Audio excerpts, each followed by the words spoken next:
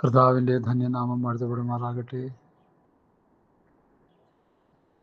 ഇന്ന് പകൽവേളയിൽ ദൈവസ്ഥലിരുന്ന് ചില വചനങ്ങളെ ഒരു വാത്സല്യ സഹോദരനുമായിട്ട് പങ്കുവയ്ക്കുവാനിടയായി തീർന്നു. പ്രഭാതത്തിൽ 12/8/2025 എന്ന ദിവസം പ്രഭാതത്തിൽ ഒരു 6-6:30 മണി തൊട്ട് 2 മണിക്കൂറോളം ഒരു സഹോദരനോട് സംസാരിക്കാനിടയായി. എനിക്ക് വലിയ സങ്കടവും വലിയ വേദനയും വലിയ ദുഃഖവും എൻ്റെ ഹൃദയത്തിലുണ്ടായി. കാരണം 25 വർഷം വിശ്വാസിയായിരുന്ന ഒരു സഹോദരൻ, 4 നൂറ്റാണ്ട്, 3 വർഷം ഒരു ബൈബിൾ കോളേജിൽ പോയി ബൈബിൾ പഠിച്ച ഒരു സഹോദരൻ, തൻ്റെ വികലമായ ചിന്താഗതികളും തൻ്റെ ശൈശവമായ ചില ചിന്തകളും എന്നെ വല്ലാതെ വേദനിപ്പിക്കുവാനിടയായി.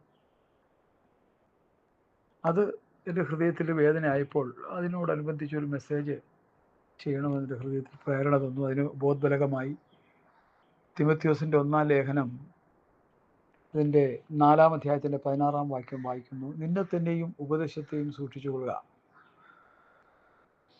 ഇതിൽ ഉറച്ചു നിൽക്കുക. ഇങ്ങനെ ചെയ്താൽ നീ നിന്നെയും നിന്റെ പ്രസംഗം കേൾക്കുന്നവരെയും രക്ഷിക്കും. നമുക്കറിയാം, 1 തിമോഥെയോസ്, 2 തിമോഥെയോസ്, തീത്തോസ്, ഫിലമോൻ ആദ്യായവ ഇടയലേഖനങ്ങളാണ്. നിർഭാഗ്യവശാൽ ഇന്നത്തെ ഇടയന്മാരിത് പഠിക്കുന്നുണ്ടോ പഠിപ്പിക്കുന്നുണ്ടോ എന്ന് ചോദിച്ചാൽ എനിക്കറിയില്ല. എന്നാൽ ഈ വാത്സല്യ സഹോദരനുമായിട്ടുള്ള ബന്ധത്തിൽ ഞാൻ ചിന്തിച്ചപ്പോൾ ഇതൊന്നും ഇടയന്മാർ പഠിക്കുന്നുമില്ല, പഠിപ്പിക്കുന്നുമില്ല. അവരിങ്ങനെ പഴയ നിയമത്തിലെ സങ്കീർത്തന ഭാഗങ്ങളും പിന്നെ വീട് തരും, കാറ് തരും, ലോറി തരും, അത് തരും, ഇത് തരും, ഇതൊക്കെ പ്രസംഗിച്ച് ജനത്തെ ഇങ്ങനെ ഏതോ മൂഢസ്വർഗത്തിൽ കൊണ്ടുപോയിക്കൊണ്ടിരിക്കുകയാണെന്നാണ് എൻ്റെ ധാരണ. ഒരു വലിയ വിമർശകനായിട്ടാണ് എന്നെ ആ സഹോദരൻ ചിത്രീകരിക്കാനിടയായത്. എനിക്കതിൽ സന്തോഷം തോന്നി. കാരണം ഇത് കൊയ്ത്തിൻ്റെ കാലമാണ്. കർത്താവ് ഒന്ന് സഭയെ ചേർക്കാൻ പോവുക. സുവിശേഷം പ്രസംഗിച്ച് രക്ഷയിലേക്കും സ്നാനത്തിലേക്കും അഭിഷേകത്തിലേക്കും വിശുദ്ധിയിലേക്കും വേർപാടിലേക്കും നടത്തി ജനത്തെ ഒരുക്കിക്കൊണ്ടിരുന്ന 2000 വർഷം നമ്മൾ പിന്നിട്ടു. ഇത് കൊയ്ത്തിൻ്റെ കാലമാണ്. കർത്താവിൻ്റെ വിലയേറിയ ഭൃത്യന്മാർ ലോകത്തിൻ്റെ നാനാഭാഗങ്ങളിൽ നിന്നും വന്ന് കേരളക്കരയിലും ഇന്ത്യയിലും ലോകത്തിൻ്റെ നാനാഭാഗങ്ങളിലും ദൈവവചനമൊക്കെ വിതച്ചു. അത് ആ വചനങ്ങൾ കേട്ടവർ ഹൃദയത്തിൽ കൈക്കൊണ്ട് ആ വചനത്തിനനുസരിച്ച് ജീവിച്ച് പ്രത്യാശയോടെ രക്ഷിക്കപ്പെട്ട് സ്നാനപ്പെട്ട് വിശുദ്ധീകരണം പ്രാപിച്ച് വിശുദ്ധിയിലും വേർപാടിലും ജീവിക്കുന്ന ഒരു വലിയ ക്രൈസ്തവ സമൂഹം ആഗോള വ്യാപകമായിട്ടുണ്ട്. എന്നാൽ കൊയ്ത്ത് വരുമ്പോൾ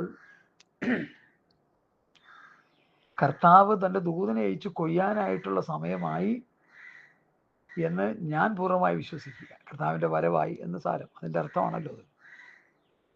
ഇത് എത്ര പേര് കൊയ്യാനുണ്ടാകും? എത്ര പേർ കർത്താവിൻ്റെ ഒരു പോകാനുണ്ടാകും? നമ്മളിപ്പോൾ സുവിശേഷം പറഞ്ഞുകൊണ്ടിരിക്കുക. നല്ല കാര്യമാണ്, പറഞ്ഞു. ഞാനതിനെതിരല്ല. അവൻ ചിലർ അപ്പോസ്തലന്മാരായി, ചില പ്രവാചകന്മാരായി, ചില സുവിശേഷകന്മാരായി, ചില ഇടയന്മാരായി, ചില സുവിശേഷം ഇടയന്മാരായി ഉപദേഷ്ടാക്കളെ നിയമിച്ചിരിക്കും. 5 വിധ ശുശ്രൂഷ 4-5 പഠിപ്പിക്കുന്നവൻ ചില അപ്പോസ്തലന്മാരായി, ചില പ്രവാചകന്മാരായി, ചില സുവിശേഷകന്മാരായി, ചില ഇടയന്മാരായി ഉപദേഷ്ടാക്കന്മാരെ നിയമിച്ചിരിക്കുന്നു.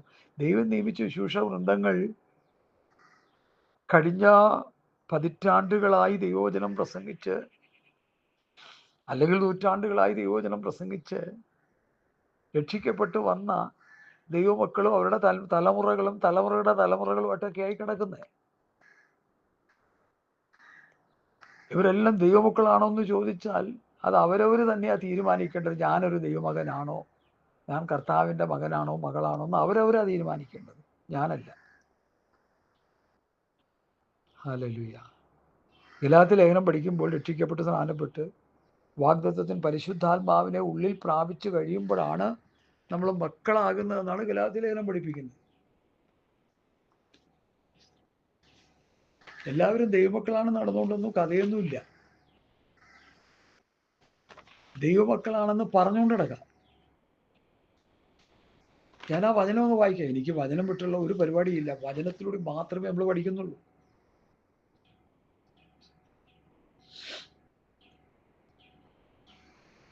ഗലാത്യ ലേഖനം 4:5 മുതലുള്ള വാക്യങ്ങൾ. അവൻ ന്യായപ്രമാണത്തിന് കീഴിലുള്ളവരെ വിലയ്ക്ക് വാങ്ങിയിട്ട് നാം പുത്രത്വം പ്രാപിക്കേണ്ടത് തന്നെ. നിങ്ങൾ മക്കളാകൊണ്ട് അബ്ബാപിതാവ് എന്ന് വിളിക്കുന്ന സ്വപുത്രന്റെ ആത്മാവിനെ ദൈവം നമ്മുടെ ഹൃദയങ്ങളിൽ അയച്ചു. അങ്ങനെ നീ ഇനി ദാസനല്ല, പുത്രനത്രേ. പുത്രനെങ്കിലോ ദൈവഹിതത്താൽ അവകാശിയുമാകുന്നു. അപ്പൊ എല്ലാവരും ദൈവമക്കളാണെന്ന് ചോദിച്ചാൽ ഈ വചനത്തിന്റെ പഠനത്തിൽ നിന്ന് അബ്ബാപിതാവ് എന്ന് വിളിക്കുന്ന സ്വപുത്രന്റെ ആത്മാവിനെ ദൈവം നമ്മുടെ ഹൃദയങ്ങളിൽ അയച്ചു. അങ്ങനെ നാം ഇനി ദാസനല്ല, പുത്രനത്രേ.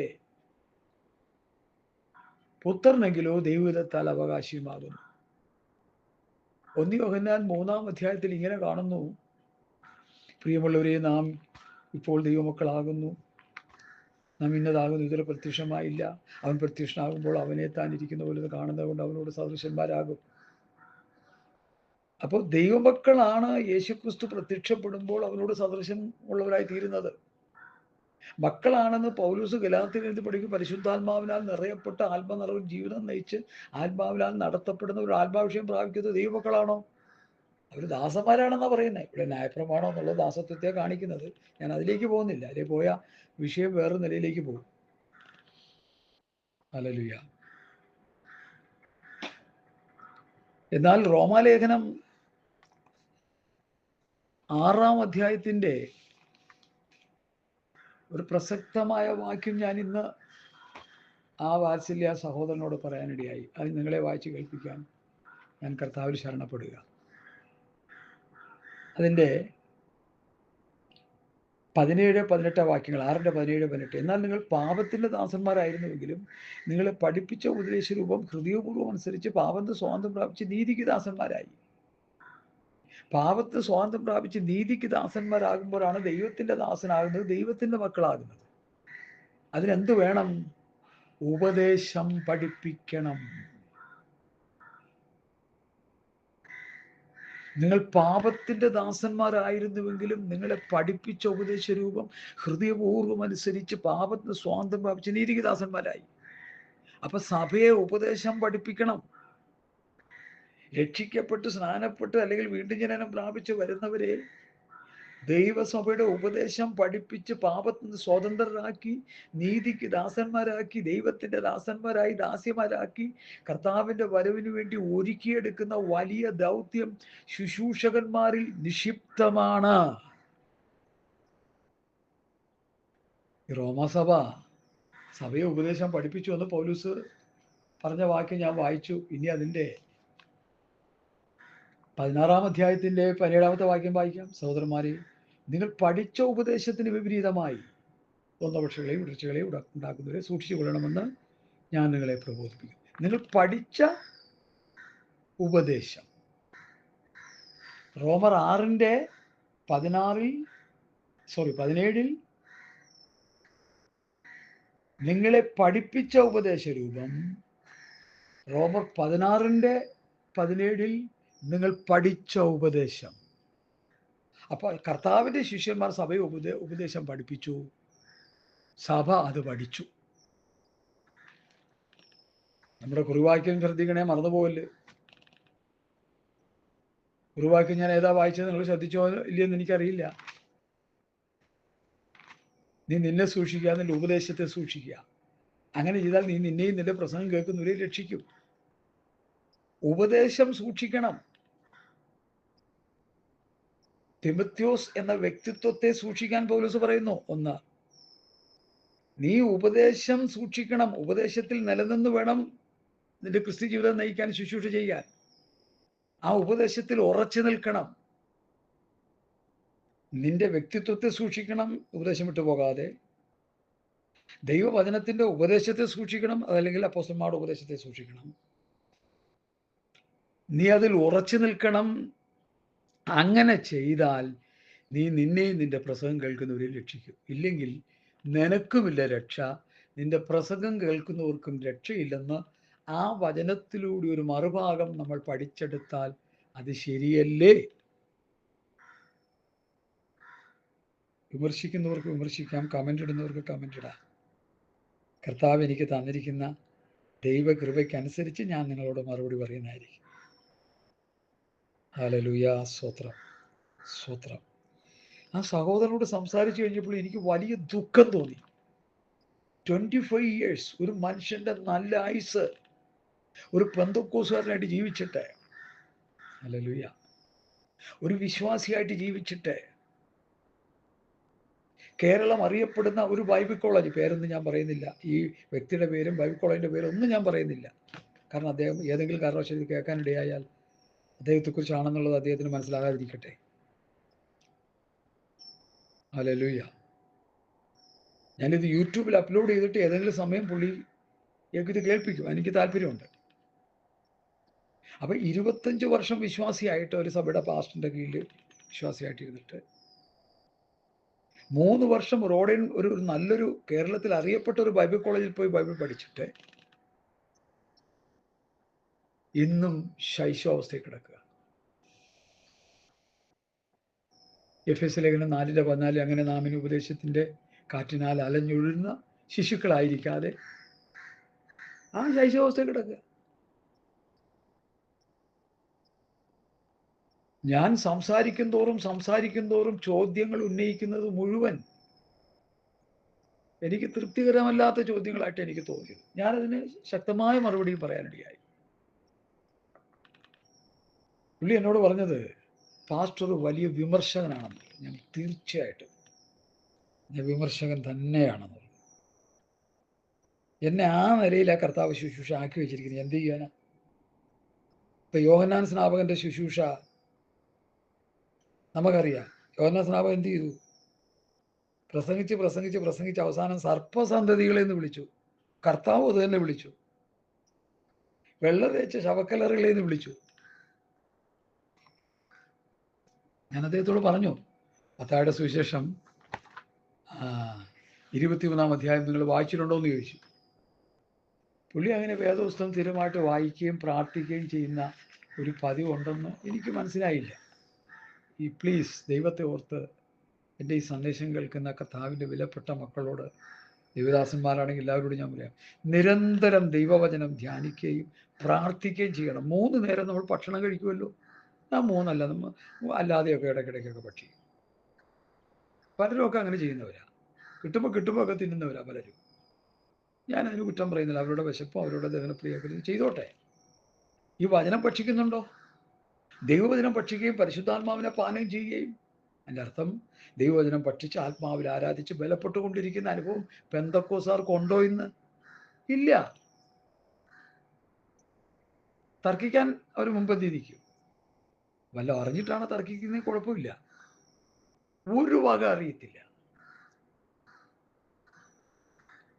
ഞാൻ ആ സഹോദരനോട് പറഞ്ഞൊരു വിഷയം, അദ്ദേഹം സാമ്പത്തികമായിട്ടും മറ്റു വിവിധ നിലയിൽ അദ്ദേഹത്തെ താഴ്ത്തിക്കെട്ടാൻ നല്ല കേട്ടോ ഞാൻ പറയുന്നത്.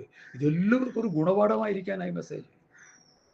സാമ്പത്തികമായും ശാരീരികമായും എല്ലാ നിലയിലും അദ്ദേഹം വളരെ കഷ്ടത അനുഭവിക്കുന്ന ഒരു സഹോദരനാണ്. എനിക്ക് അദ്ദേഹത്തോട് വളരെ ബഹുമാനവും സ്നേഹവും ഉണ്ട്. ഞാൻ അദ്ദേഹത്തെ ചേർത്ത് പിടിക്കുക. സ്തോത്രം. ഞാൻ ചോദിച്ചു, പലസ്തീൻ നാട്ടിലെ ശിഷ്യന്മാരോട് കർത്താവ് പറഞ്ഞ ആ ബാലപാഠം ഞാൻ നിങ്ങളോടൊന്ന് പറയട്ടെ. എന്ത് തിന്നും, എന്ത് കുടിക്കും, എന്തൊടുക്കും എന്ന് വിചാരപ്പെടണ്ട. ആകാശത്തിലെ പറവുകളെ നോക്കില്ല, അത് വിതയ്ക്കുന്നില്ല, കൊയ്യുന്നില്ല, കളപ്പുരയിൽ കൂട്ടിവെക്കുന്നില്ല. സർവശക്തനായ ദൈവം അവയെ പുലർത്തുന്നു. ഈ പർവ്വജാതികളെക്കാൾ നിങ്ങൾ എത്ര വിശേഷതയുള്ളവർ. ആ ദീലവന്റെ രാജ്യം നീതി അന്വേഷിപ്പൻ, അതോടെ ഇതൊക്കെ നിങ്ങൾക്ക് കിട്ടും. പണ്ടൊരു ഉപദേശി എന്നോട് പറഞ്ഞു, റോഡയം ഭാഷ, കർത്താവിൻ്റെ രാജ്യം നീതി അന്വേഷിച്ച കർത്താവ് എല്ലാം നമുക്ക് തരുന്നു. ഞാൻ ഏത് പുസ്തകത്തിലാന്ന് ചോദിച്ചു. പുള്ളി അവസാനം വളരെ വിഷമിച്ച് അവിടെ ഇരുന്നു. ഒരു സഹോദരനോട് ഞാൻ ആ വാക്യെടുത്ത് വായിക്കാൻ പറഞ്ഞു. കർത്താവ് പറയും, എന്ത് തിന്നും, എന്ത് കുടിക്കും, എന്തൊടുക്കും. ആ 3 കാര്യങ്ങൾ ദൈവരാജ്യം ദൈവരീതി അന്വേഷിച്ചാൽ തരുമെന്നാ പറയും. ലോകത്തുള്ള അംബാനിയെ അനുഗ്രഹിച്ചതുപോലെ, പിന്നെ യൂസഫ് അലി അനുഗ്രഹിച്ചതുപോലെ, ഇന്നത്തെ സിനി സ്റ്റാറിനൊക്കെ കോടികൾ സമ്പാദിച്ച് സുഖിക്കുന്ന പോലെ തരുമെന്നാണോ പറഞ്ഞതിൻ്റെ അർത്ഥം? അല്ല, അങ്ങനെ കിട്ടുമെന്ന് പറഞ്ഞ് പ്രാർത്ഥിച്ച് അനുഗ്രഹത്തിന് പുറകെ നടന്ന ആത്മീയരൊക്കെ ജഡീകന്മാരായി നിത്യമായ നാശത്തിലേക്ക് പതിച്ചുകൊണ്ടിരിക്കുന്നത് കണ്ടുകൊണ്ട് കരഞ്ഞുകൊണ്ട് നിലവിളിച്ചുകൊണ്ടാണ് ദൂത് ഞാൻ വിളിച്ചു പറയുന്നത്. ഒരു കാലത്ത് ഭയന്ന് വിറച്ച കുറെ പാസ്റ്റർമാരുണ്ടായിരുന്നു എനിക്ക്. എൻ്റെ ഫാനായിട്ടുള്ളവരവരൊക്കെ. പക്ഷെ ഒരു കാലത്തിൻ്റെ കടന്നുപോക്കിൽ ഭൗതികം വാരിക്കോരി കൂട്ടി സുവിശേഷം വിറ്റ് തിന്ന് അവർ കോടീശ്വരന്മാരായി, അവർ നശിച്ച്, അവർ നാമാവിശേഷമായി, അവരും അവരുടെ സന്തതികളും ജഡികന്മാരായി, ലോകസ്നേഹികളായി, ദ്രവ്യാഗ്രഹികളായി നശിച്ചുകൊണ്ടിരിക്കുന്ന ദാരുണമായ ചിത്രം കണ്ടുകൊണ്ടാണ് പ്രിയപ്പെട്ടവരെ ഞാൻ ഈ സന്ദേശം വിളിച്ചു പറയുന്നത്. ഈ വലിയ ദുഃഖമുണ്ട് ഇതിൽ. ഞാനൊരു കോടീശ്വരനാകാനായിട്ട് ഗൾഫിൽ പോയതാണ്. തമാശല്ല. മാന്യമായി ജീവിക്കണമെന്നൊക്കെ കരുതി ഇപ്പം എല്ലാവരും പറഞ്ഞു ദൈവം അങ്ങ് മാനിക്കുമെന്നല്ലേ പറഞ്ഞു. 4 മക്കളെയും 4 രാജ്യത്തേക്ക് 4 വിധ ഇതാണ് വരുന്നത്: euro, dollar, pound, Kenny, riyal. അപ്പോൾ ദൈവം അനുഗ്രഹിച്ചു. ദൈവം അനുഗ്രഹിച്ചെന്ന് തെറ്റിപ്പോയി. ക്രൈസ്തവ സമൂഹമേ നമ്മൾ തെറ്റിക്കിടക്കുകയാണ്. സത്യവേദ പുസ്തകത്തിലെ പുതിയ നിയമത്തിൻ്റെ അനുഗ്രഹത്തിൻ്റെ വ്യവസ്ഥകൾ നമ്മൾ പഠിക്കുമ്പോൾ സ്വർഗത്തിലെ സകല ആത്മീയ അനുഗ്രഹത്താലാണ് കർത്താവ് നമ്മെ അനുഗ്രഹിച്ചിരിക്കുന്നത്. ഭൗതികം ഉണ്ടെങ്കിലായി, ഇല്ലേലായി. ഒരു ലാസറിനെ പോലെ ദരിദ്രനായി ജീവിച്ച് നിത്യതയിൽ പോകാനാണ് ദൈവം നിന്നെക്കുറിച്ച് ആഗ്രഹിക്കുന്നെങ്കിൽ അങ്ങോട്ട് പോക്കോ. 70 80 സംവത്സരം ജീവിച്ചാൽ പോരെ. അത് കഴിഞ്ഞ് നിനക്ക് സന്തോഷത്തിലേക്ക് പ്രവേശിക്കുകയല്ലേ. കർത്താവിൻ്റെ വരവിലാണ് ആ മഹാസന്തോഷത്തിലേക്ക് പ്രവേശിക്കുന്നത്. അതൊക്കെ മരിച്ചു കഴിഞ്ഞാൽ നമ്മൾ വിശ്രാമ സ്ഥലത്തേക്കും കർത്താവിൻ്റെ വരവിൽ മഹാസന്തോഷത്തിലേക്ക് പ്രവേശിക്കുക. കഷ്ടതയില്ലാത്ത, കണ്ണുനീരില്ലാത്ത, ദുഃഖമില്ലാത്ത, മുറവിളിയില്ലാത്ത, മരണമില്ലാത്ത 5 വിധം കാര്യങ്ങൾ. ആ നിത്യതയിലേക്ക് നമ്മൾ പ്രവേശിക്കുക. അത് മഹാസന്തോഷമാണ്. പറഞ്ഞു തീരാത്തതും മഹിമുള്ളതുമായ സന്തോഷം. Oh my god. അപ്പോ നമ്മുടെ വിഷയം രക്ഷിക്കപ്പെട്ടവര്, സ്നാനപ്പെട്ടവര്, പരിശുദ്ധാത്മ അഭിഷേകം പ്രാപിച്ചവര് ദൈവവചനം പഠിക്കണം. ശുശ്രൂഷകന്മാരവരെ പഠിപ്പിക്കണം. നിങ്ങളവരുടെ ദശാംശവും സ്തോത്ര കാഴ്ചയും വഴിപാടും നന്മകളും നിങ്ങൾ അനുഭവിക്കുന്നെങ്കിൽ നിങ്ങളവരെ ദൈവവചനം പഠിപ്പിച്ച് നിത്യതയ്ക്ക് വേണ്ടി ഒരുക്കണം. പൂർണ്ണ ഉത്തരവാദിത്വം നിങ്ങൾക്കുണ്ട്. ഹല്ലേലൂയ. പൗലോസിന്റെ അടുക്കൽ വരുന്നവരെ ദൈവരാജ്യം പ്രസംഗിച്ചു, ക്രിസ്തുവിനെ കുറിച്ച് ഉപദേശിച്ചു. ഹല്ലേലൂയ. ആ വാക്യവും ഞാൻ ഇന്ന് പൽക്കാലം അദ്ദേഹത്തോട് പറയാനിടയായി. പ്രവൃത്തി പുസ്തകം 28-ാം അധ്യായത്തിലെ വാക്യം ഞാൻ പല പ്രാവശ്യം അത് പറഞ്ഞിട്ടുണ്ട്. ഇതൊക്കെ 1000 പ്രാവശ്യം പറയുമ്പോഴാണ് ചിലപ്പോൾ ഒരു പ്രാവശ്യമെങ്കിലും ചിലരുടെ ഹൃദയത്തിലോട്ടൊക്കെ കയറുന്നത്. അതുകൊണ്ടാണ് ഞാനിങ്ങനെ പറഞ്ഞുകൊണ്ടിരിക്കുന്നത്. പറയുന്നത് അധികപ്പറ്റാണെന്ന് ആരും ചിന്തിക്കല്ലേ. പണ്ടൊരു സഹോദരൻ എന്നോട് പറഞ്ഞു, പാട്ട് പറഞ്ഞു തന്നെ പിന്നെയും പിന്നെയും പറഞ്ഞുകൊണ്ടിരിക്കും. ഈ പറഞ്ഞതുമല്ല നിന്റെ ഹൃദയത്തിലോട്ട് കയറിയിട്ടുണ്ടോ? നീ ഇന്നും പണത്തിൻ്റെയും ദ്രവ്യത്തിൻ്റെയും പുറകെ നടക്കുകയല്ലേ. ഈ ചോദിച്ച പുള്ളി അങ്ങനെയാ. മക്കളെയൊക്കെ പഠിപ്പിച്ച് ജോലിക്കാരാക്കി കാശും മേടിച്ച് പാട്ടും പാടി തുള്ളിച്ചാടിക്കൊണ്ടിരിക്കുക. പ്രാണന് വിട്ടാന്ന് പോക്കാ. കാരണം ഈ പറയുന്ന ഒന്ന് ഹൃദയത്തിലോട്ട് കയറുന്നില്ല, തട്ടുന്നില്ല. ഹല്ലേലൂയ. വിത്ത് വിതയ്ക്കുന്ന ഉപമ 4 നിലയിലാണ്: വഴിയരികെ, മുള്ളിനിടയിൽ, പാറപ്പുറത്ത്, ഒരുക്കപ്പെട്ട നിലത്ത്. പെന്തോക്കോസുകാരെ ഞാൻ നിങ്ങളോട് ചോദിക്കുന്നു, നിങ്ങൾ രക്ഷിക്കപ്പെട്ട അന്നു മുതൽ നിങ്ങൾ കേട്ട ദൈവവചനം അത് വഴിയരികെ വീണതാണോ, പാറപ്പുറത്ത് വീണതാണോ, അത് മുള്ളിനിടയിൽ വീണതാണോ എന്ന്, അതോ നല്ല നിലത്ത് വീണതാണോ എന്ന് നിങ്ങൾ നിങ്ങളെ തന്നെ ശോധന ചെയ്യും. ഈ വചനം കേട്ട് നിങ്ങൾ ആത്മീയ വളർച്ച പ്രാപിച്ച്, ആത്മീയ വർധന പ്രാപിച്ച്, ആത്മീയ നിറവ് പ്രാപിച്ച് നിങ്ങൾ കർത്താവിൻ്റെ വരവിന് വേണ്ടി ഒരുങ്ങിക്കൊണ്ടിരിക്കുന്ന നല്ലൊരു ആത്മീയ നിലവാരത്തിലാണോ നിങ്ങളുടെ ക്രിസ്ത്യ ജീവിതം? അല്ലെങ്കിൽ നിങ്ങൾ നിങ്ങളെ തന്നെ ശോധന ചെയ്ത് ഇന്ന് പൽക്കാലം മടങ്ങി വരണം. ഞാൻ ആ സഹോദരനോട് സംസാരിച്ചതാണ് ഇത് പറയാൻ എനിക്ക് മോട്ടിവേഷൻ തന്നത്, എനിക്ക് പ്രചോദനം തന്നത്. മോട്ടിവേഷൻ ക്ലാസ് നടത്തുന്നുണ്ടോ പലരും? എന്തൊരു ക്ലാസ് നടത്തുന്നത്? ലോക മനുഷ്യരും ആത്മീയരും ഒക്കെ നടത്തുന്നുണ്ട്. വല്ല ഗുണമുണ്ടോ? പോക്കറ്റ് നിറയുന്നതല്ലാതെ. മോട്ടിവേഷൻ ക്ലാസ് ലോകക്കാരെ നടത്തിയിട്ട് പോക്കറ്റ് നിറച്ച് കാശും കൊണ്ട് പോവുക. ഒരർത്ഥത്തിൽ ആ ക്ലാസ്സാ കുറച്ചുകൂടി നല്ലതെന്ന് എനിക്ക് തോന്നിപ്പോകാറുണ്ട് ചില സമയം. നമ്മുടെ ആത്മീയരെന്ന് പറയുന്നവർ നടത്തുന്ന ക്ലാസ്സുകൾ വല്ല ഗുണമുണ്ടോ ആർക്കെങ്കിലും? അതൊക്കെ ഈശോ ഉറപ്പിക്കാനാണോ? ക്ലാസ് നടത്തിയ ഇത്ര തന്നോണം, എനിക്ക് ഇത്രയാണ് റേറ്റ്, എനിക്ക് ഇത്ര തന്നാലേ ഞാൻ പ്രസംഗിക്കൂ. ഇതൊക്കെയല്ലേ നമ്മുടെ വാദം. ഇതൊക്കെ ബാലിശമാണ്, ഇതൊക്കെ ജഡികമാണ്. അപ്പോസ്തലനായ പൗലോസ് പറഞ്ഞു, ഞങ്ങളെ അനുകരിപ്പിൻ, ഞങ്ങൾ നിങ്ങൾക്ക് കാണിച്ച മാതൃക പ്രകാരം നടക്കുന്നവരെയും കുറിക്കൊള്ളുവീൻ. Praise the Lord, hallelujah. എല്ലാവരെയും അനുകരിക്കാൻ നമുക്ക് പ്രമാണമില്ല.